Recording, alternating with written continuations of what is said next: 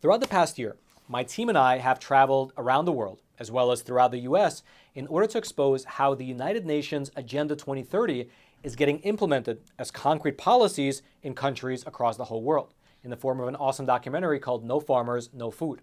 I'll throw a link down into the description box below this video. I hope you check it out. However, throughout the course of our investigations, what we uncovered was that here in the US, here in the States, one of the largest manifestations of this United Nations Agenda 2030 is the federal government's corollary Agenda 30 by 30.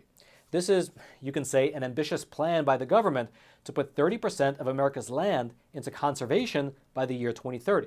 It's essentially one of the biggest land grabs in American history.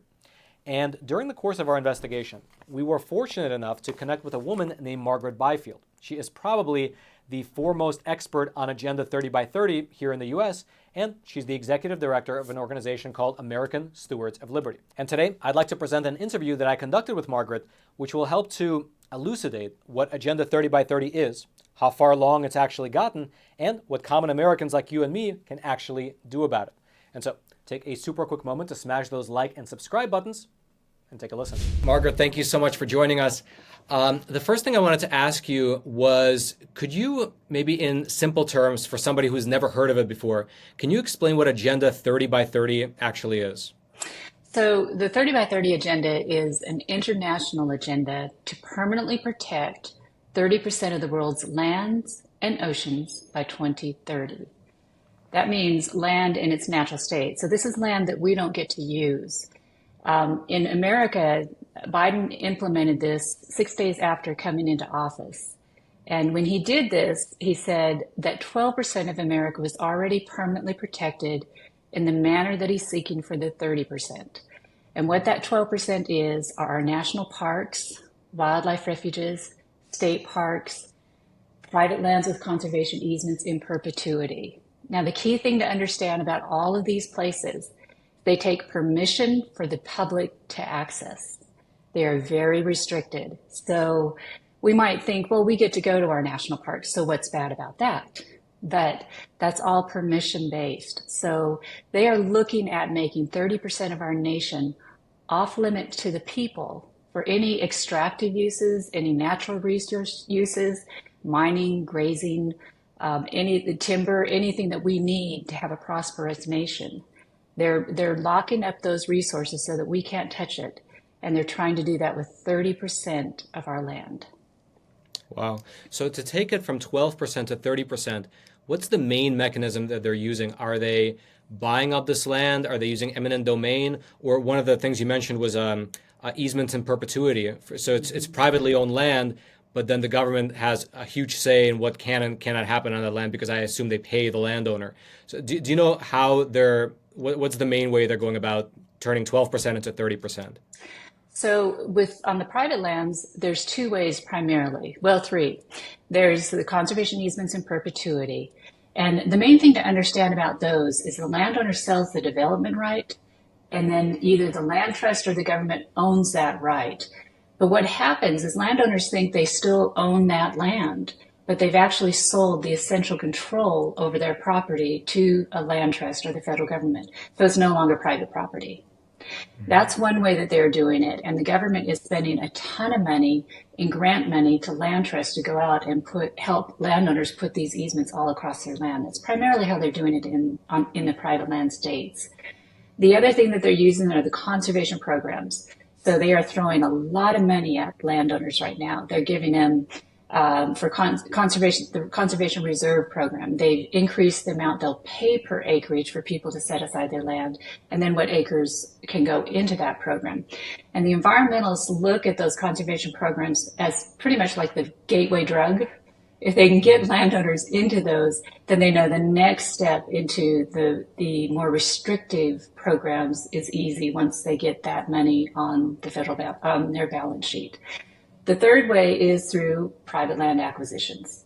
So we've already seen in 2022, the Bureau of Land Management acquired 35,000 acres in the state of Wyoming, largest acquisition they've ever made in that state, without the governor or the county commissioners even knowing it was taking place. So right now, Congress has authorized the federal government to spend $900 million every year. They appropriate this every year, half of which has to be spent on private land acquisitions. So that's kind of scary because in this country, we're already at a place where the government, local, state, and federal, own 40% of our land. So only 60% is private. And if you're somebody who's really concerned about our ability to limit our government and have those individual liberties that we all enjoy in America, we need to be very concerned about that figure because our ability to own the natural resources and the land is what allows us to have the means to control and limit our government and protect our individual liberties. The Constitution is just a piece of paper. There has to be a way to defend that. And that is through our ability, the American people, the middle class having that right to own that land. That is what allows us to keep our government in check. And we're losing that control. Did you know that 91% of all cyber attacks begin with the victim receiving a simple email? And also, did you know that these big tech companies, as well as the governments of many different nations, are spying on your online activity? And so the time to protect yourself is right now. And the best company to use is the sponsor of today's episode, Sekur. They have 3 different solutions for safeguarding your data and all of your online communications. You have Secure Mail, which allows for truly secure communication with anyone you interact with via email. You have Secure Messenger, which guarantees that your chat messages stay private. And then you have Secure VPN, which encrypts all of your internet traffic, and it helps to protect your online activity and your digital identity from IP hackers. And the best part is that unlike many of the other companies, Sekur has their own proprietary technology, and they do all their hosting over in Switzerland, which has some of the strictest data privacy laws in the entire world. Basically, if you want your data to be truly private and safe from both bad actors as well as from governments, although sometimes they're one and the same, you should check out Sekur. And best of all, right now they're running a special promo to our viewers. If you use promo code Roman20, you can save 20% off all their services for the next 5 years. So check them out. The link will be down in the description box below. Use promo code Roman20 to save some money. And let's head on back to the studio. Earlier you said that the government owns about 12% of land that is in sort of the use that they want to make 30% of land, basically like a rewilding type of situation where they sort of leave it off. They don't do any development on there. But then you also said that 60% of the land is already in the government's hands. Do you mean like the federal government, the state government? How is that different from the 12%? So 40%, it's 40%, right, yeah, 40% that's owned by federal, state, and local. So, and that's a different, varying degree of restrictions on those lands. So, on the federal side, they actually own 27% of the land. Most of that's in the West. 50% of the West is owned by the federal government. 87% of Nevada is owned by government. So you have some states, I mean, it's really lopsided. The Western states are really federalized and the Eastern states are privatized. So it really comes down to level of restriction. So let me give you an example. The Bureau of Land Management, they manage, I think it's about 540 million acres, somewhere around there. I might have that figure wrong. They're the largest landowner, federal landowner. And they recently issued a set of regulations, proposed regulations, which would take our multiple use lands, which is the majority of the land that they manage. So multiple use means when those lands were set aside, they were set aside so that the public would always have access to those lands. They could be grazed, they could be mined, they could be logged, and recreated on. Hunting, fishing, off-road vehicles, all of that could be done on those lands simultaneously. That's what the multiple-purpose lands were for. And the BLM has come out with a new rule where they're saying, no, we're going to prioritize conservation of those lands over the multiple uses. Now, what's really interesting about that is that Congress defined the purpose of those lands to be multiple use. So they've already defined what those multiple uses are.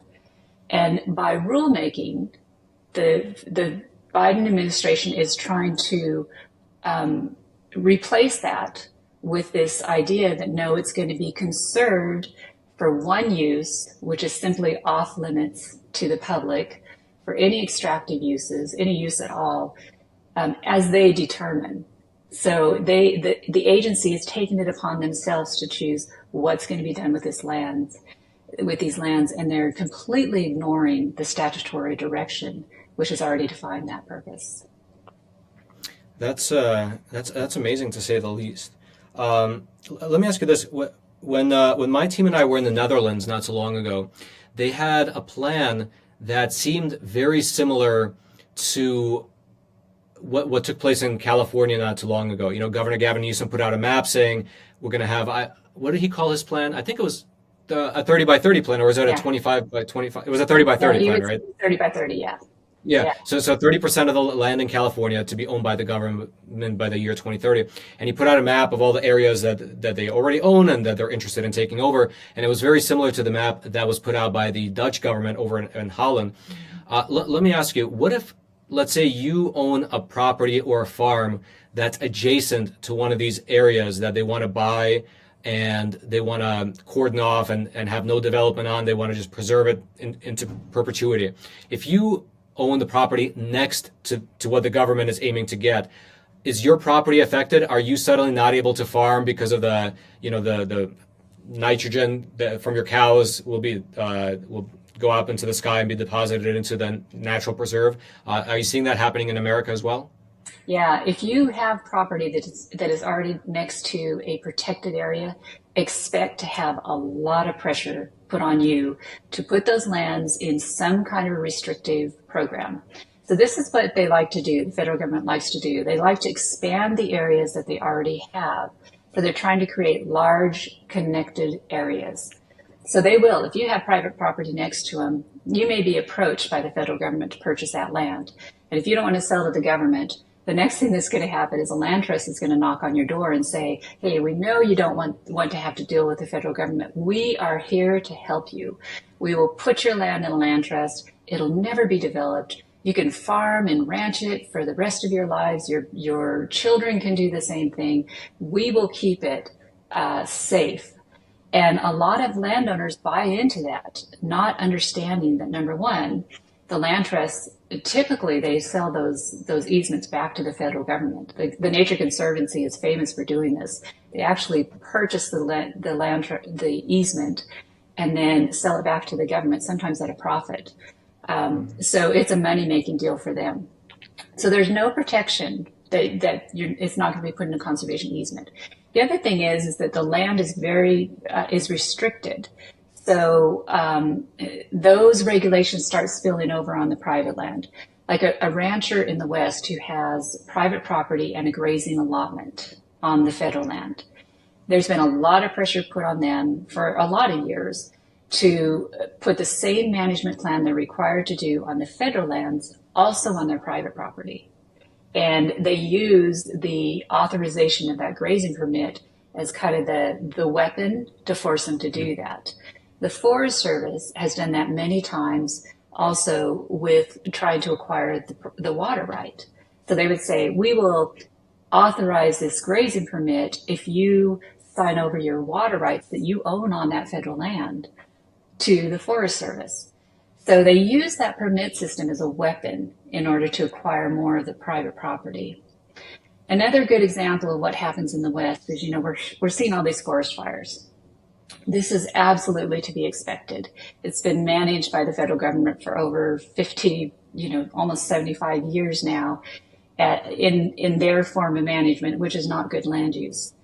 And so what you have like in the wilderness areas, because that's another area that they consider part of their 12%. When a fire starts in a wilderness area, they don't fight it. Mm-hmm. It's supposed to be kept in its natural state. So a fire starts and they let it burn because that's natural. That's how nature takes care of itself, is their philosophy. So then it grows out of control and they don't start fighting it. And the public can't start fighting it. The local fire stations, the private property owners, they can't fight that fire until it crosses out of the wilderness areas, which means now it's out of control and now it's going to burn out everybody's property around it. It would be illegal. Is that a federal rule or does it go state by state? No, it's federal because it's a wilderness area, which is a congressional designation. And when it's made into wilderness, the objective is to keep it looking as if it's been untouched by the hand of man. That's the purpose for wilderness designations. So there's things like in wilderness areas, you can't take motorized equipment or vehicles in there. Can you do back burning? No. And there may be some cases where they can do that, but it's going to be very, very rare. Overall, the philosophy is let it burn. Mm-hmm. So it's real restrictive. So that's another way that if you live next to a protected area like that, those federal rules, they may only apply to the federal land, but they're going to spill over and impact and hurt your land eventually. And, that's how landowners have to give up their land because they've been burnt out. Their whole operation has been burnt out. They've lost their cattle. They've lost their crops. They've lost their barns. They've lost all of those things when these things get out of control. And I think what's really interesting is how the environmental movement in the Biden administration is blaming all of this on climate change. It's not climate change. It's bad federal management of the land. And which seems ironic because on the surface of it, I can imagine somebody watching this interview and thinking to themselves, oh, well, it's not a bad thing for the government to take 30% of the land and to keep it in conservation. I'd love for my grandkids, my great-grandkids to have access to the wilderness. And if modernization continues, maybe all the trees will get cut down or something along that line. Like I can see that train of thought. But on the flip side, it seems like if you want something protected well, the federal government might be the worst steward of the land because of what you just described as a great example, like back burning. If I own a large acreage of land somewhere out in the West, I would make a point just put it on my calendar and have people go out and back burn because I know that's the proper way to do it. But I know that's not happening. At least I know it's not happening in Canada because I recently did a deep dive into what they're doing there. And when the fires get out of control, they just turn around and say, "Hey, well, climate change is getting pretty bad, right? You should we should take more of your tax dollars to fight some of this climate change." So is that would that be your argument, or would you say something else to somebody watching this and saying, "Well, this might be a good idea for the government to take this land out of production and keep it pristine for the next generation"? So there's a lot of arguments against that, but I think one of the ones that people can generally relate to is, let's say you have 100,000 acres and you have 10 owners in there. So all 10 have 10,000 acres, and you have one owner of that land who really doesn't know what they're doing. And so they manage it poorly. And they're the ones that end up with, having all the underbrush. They haven't taken care of their land. And so they're basically a fire hazard. That's going to impact 10% of that land. What happens when you have one owner that owns 100,000 acres or 30% of the nation that makes that same bad decision? It doesn't just impact the 10,000 acres. Now it impacts 30% of our nation. That's what we're getting when we put all this land into the collectivist control of the administrative agencies and the environmental groups.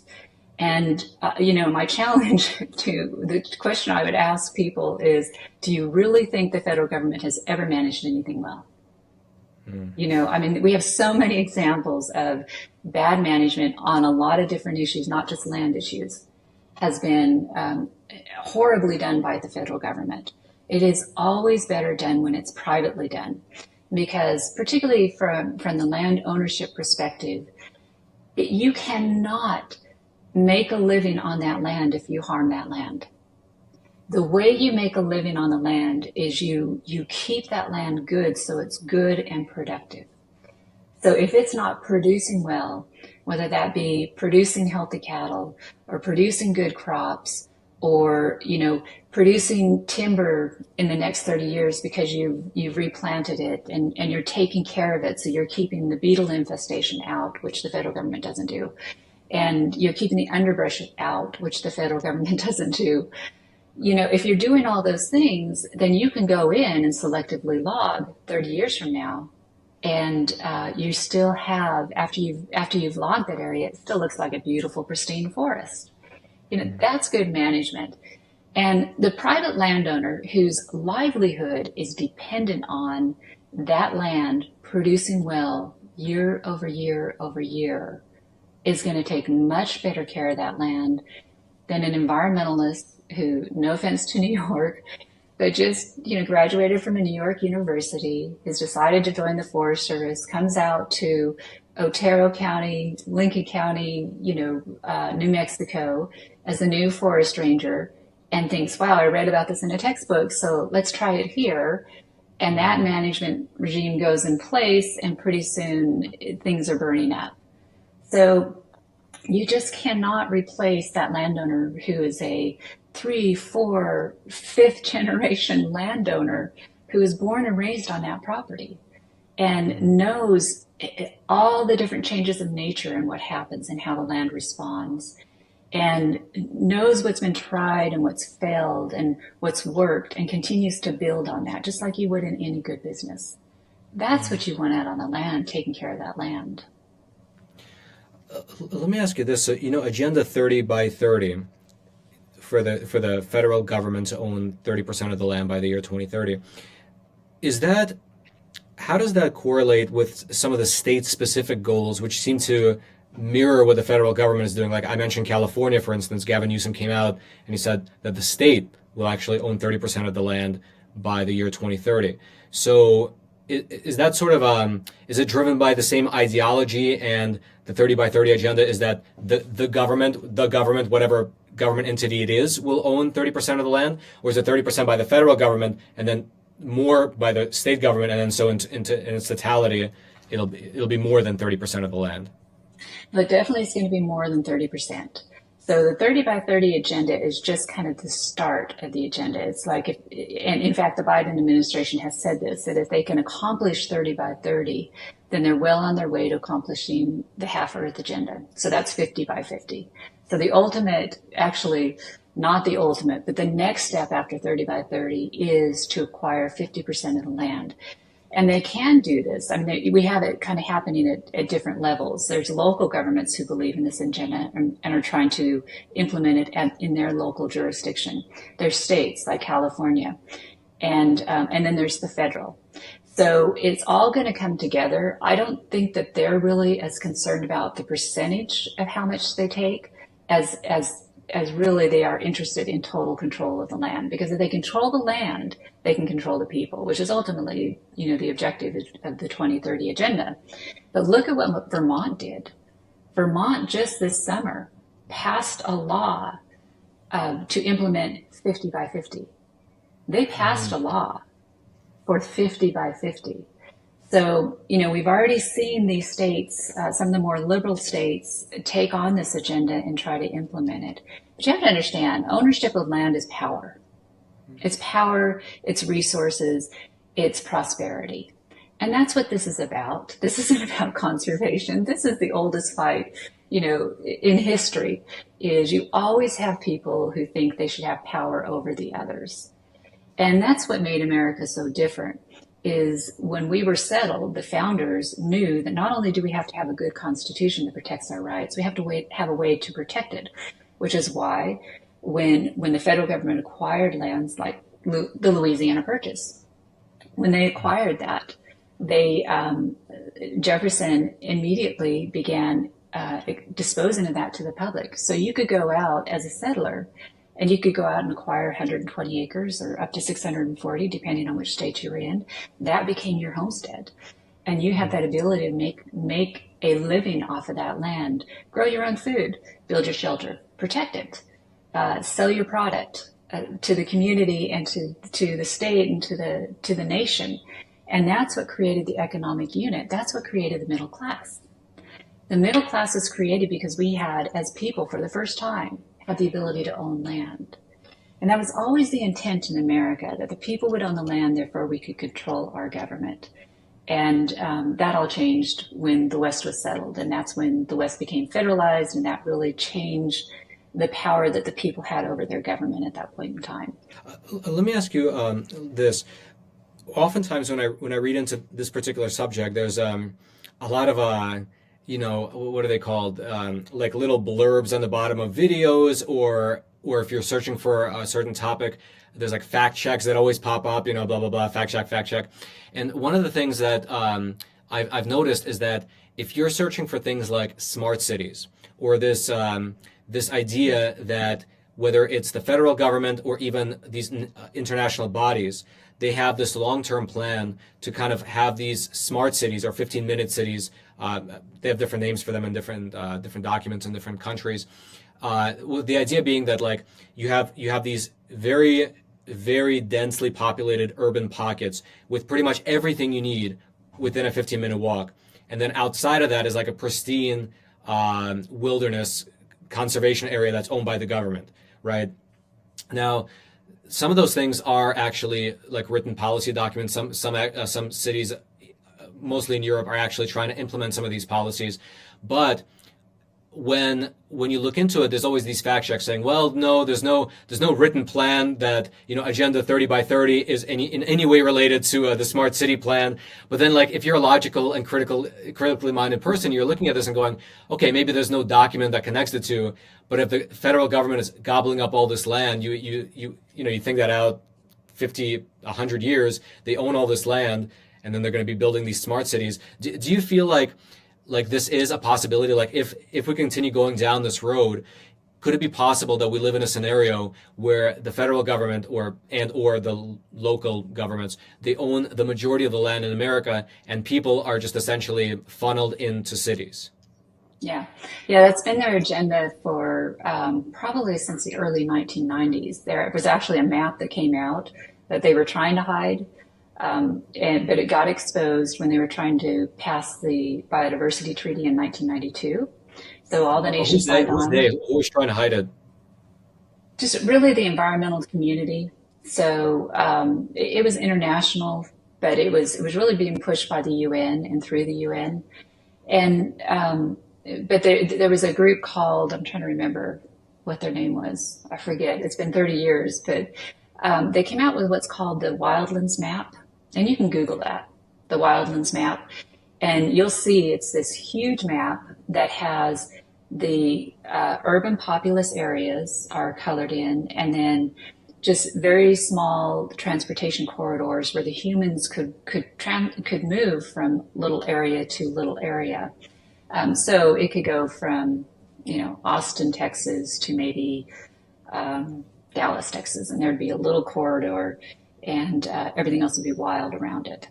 And so that was a map they came out with in 1992, which is the reason that the Senate did not ratify that treaty, was when that map got exposed and they found that it was a part of that treaty. And so that's been their agenda for a long time. They've been working on this for a very long time. What they've been doing in the meantime is they've been getting all of these environmental ideas that we must conserve land. They've been teaching all that in our schools and not teaching about property rights, not teaching what the people need to know to understand how we remain free.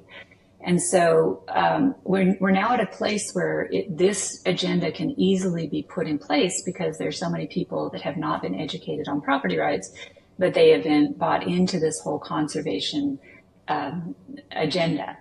And that's been deliberate. So they really put an emphasis on the educational system years ago. So that's been deliberate. So they're now at a place where I think all of these ideas they can get in place a lot easier.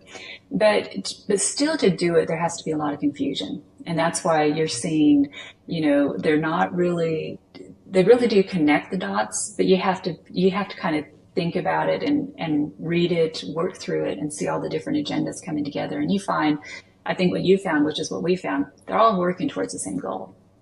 Doesn't matter what label they put on it.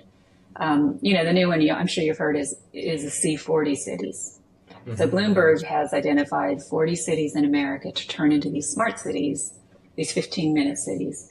And we live close to one, which is Austin, Texas, which is one of the ones that they are looking to make into a smart city, or one of these C40 cities. So it's happening. But with a lot of things, like this is what they did on the 30 by 30 agenda. When they came out with the 30 by 30 agenda, that's what they called it.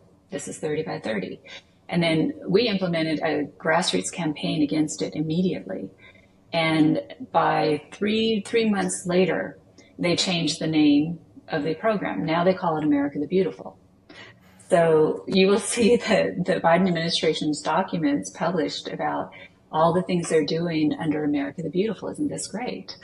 And they kind of forget to tell the public, oh yeah, we're actually trying to control 30% of our land, but forget about that. This is all about conservation.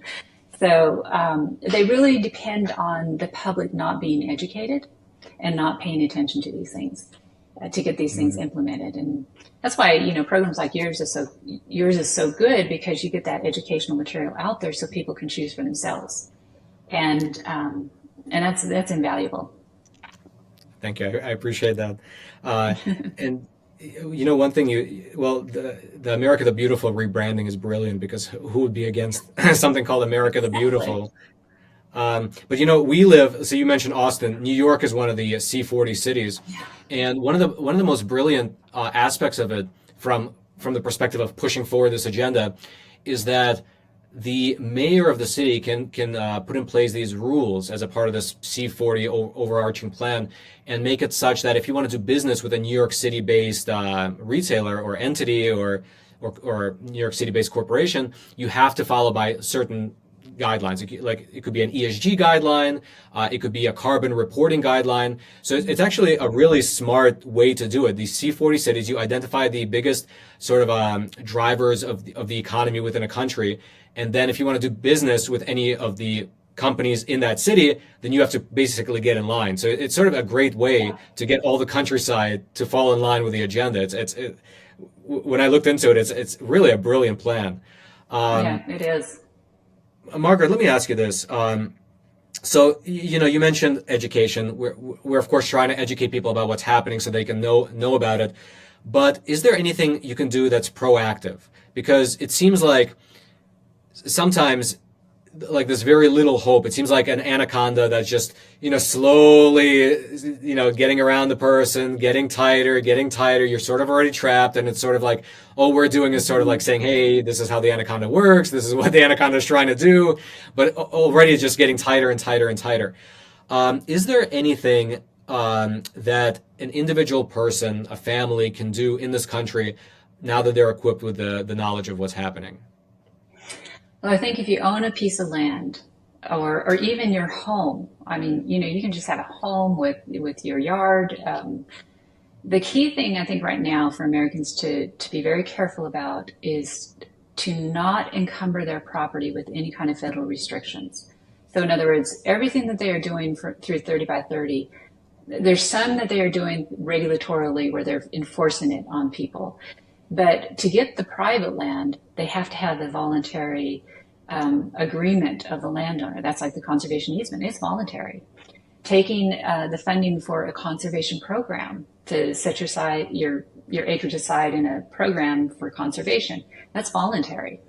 And we have said from the very beginning that if landowners would just stand up and say no, then this whole agenda would collapse. They cannot do it without Americans voluntarily signing up for these programs. The thing to understand with all of these federal programs, and I even go, not that I've looked at the contracts, but I get a little leery of like putting the solar panels on your roof and with the federal funding, because there's enough laws on the books that if you have any kind of federal funding attached to your property, it creates a federal nexus. And you have no idea how many laws that triggers that now can affect your property that never before could. So I'll give you a good example of one is the Endangered Species Act. So that's where, the states own the species. They have management control over all wildlife. When the federal government decides that a species is endangered, and then they take federal control of that species, and they now manage that, and the state is out of that management. Okay, the federal government can come in and they can put in their management plan for conserving the species, protecting the species. Well, the act that authorizes that says that when they designate critical habitat, it cannot apply to private land. So that's a good thing. That means the private landowner isn't going to come under all of those restrictions unless there's an exception, unless there's any federal funding tied to that land. So that's how those federal nexuses get attached. So now if they designate, like they're doing here in Texas, the lesser prairie chicken, the dune sagebrush lizard, the dune sagebrush lizard is being listed because it's in the Permian Basin where we produce 40% of America's oil and gas. They're trying to shut that industry down. So they use the species, they list a species so that then they can regulate. And that critical habitat will not apply to those private landowners unless they're in some kind of a program where they're taking federal funding. That creates that federal nexus. So a key thing, to get back to your question, I usually advise landowners stay out of those federal programs. Keep your property from being encumbered by any of those programs and the land trusts, because they also are part of this whole agenda. That's a key thing. Second thing is to always remember all of these policies are implemented locally. And that's where, as local citizens, you develop a strong alliance in your community. So you find the people who agree and think the way that you do. You get your people elected and into those positions. And it matters at every level. The conservation district, the school board, the fire district, the water board, the county commissioner, the mayor, the city councils, all of those things. Get your people, the people who think like you, on those boards, because every one of these policies has to be implemented locally. That's why the C40 cities are working. You know, they know, and like you said, it's very smart. They know that's where you go to get these things implemented. So that is really important. Get active locally. You know, there's a lot of good organizations out there, and we do this. We work on the federal level, we work on the state level, we work on the local level. And it's important to keep your eye on what's going on federally, and you always want to be involved in that. But I think sometimes people think, well, you know, we got to fight it there, not realizing they have more power at the local level. That if they take care of their own community, start there, they will see incredible results, because that's where it can all be stopped. Wow. So I guess my big takeaway from you is that when the federal government comes in with a siren song of free money, well, free money, you just don't go for it, because once you start accepting money from them, then you're caught up in a machine that can pretty much do what they want with you. Sort of like the education system, right? A lot of the reasons that the state level education systems have to comply with federal mandates is because they accept federal dollars, and those dollars are tied to whatever they want to push, right? So it's very similar in this respect. Yeah, I like your analogy, the anaconda. That's brilliant. That is exactly what is going on. Yeah, that's what happens. I really believe, just watching all this, that it's going to be the private landowner that is free and clear from all of these programs that is going to have the most valuable asset in America in the coming years, because that's what's becoming very rare. They're working so hard to encumber the private property so they can get control of it. So those landowners who are, you know, staying out of that, their property is going to have a value that's much greater, I think, in the future than now. Mm-hmm. Well, Margaret, thank you so much for sharing with us your knowledge and many years of experience. For anyone watching, if you're interested in Margaret's work, I'll throw the link to the American Stewards of Liberty website. It'll be down in the description box below. And then otherwise, Margaret, thank you so much for joining us. Thank you, Roman. And lastly, as I mentioned at the very top of the episode as well, after a full year of quite literally traveling the world and also the US, we finally released our awesome documentary, No Farmers, No Food, Will You Eat the Bugs? Here's a trailer. Food prices are skyrocketing around the world. And if you listen to world leaders, they'll tell you it's due to climate change. Climate change is the biggest threat for the human beings. And their solution might surprise you. There are 1,900 edible insect species on the planet. The European Commission has officially declared mealworms to be food. Yes, this is future food. The people in charge have determined that by switching our diet to crickets, ants, and mealworms, we'll be able to stop temperatures from rising, lower the price of food, and possibly to even save the planet. It's never about innovation, it's always about getting rid of farmers. Agenda 21 was meant to be the agenda for the 21st century. Some of the goals sound nice. Ending hunger. Who could possibly be against ending hunger? It requires total power from the state. I think it's a scam. A lot of this came about in the early 70s, the Clean Water Act, Clean Air Act, which were good things, but it's been abused from what the original intent is. No, maybe no, not there's this not a one. farm anymore. No, there's also not a farm anymore. So all these people shut down because of the government policies? Yeah. I'm the 6th generation of farmer. Yeah, I'm the 4th generation. How many years have they owned this plot of land? 40 years. I think we're the last generation. They're shutting down the small and middle-sized family-run farms. We either own property or we are property. I don't think we can trust the government anymore because they want the land. And our founding fathers understood that the land would be distributed among the people so they could always control their government.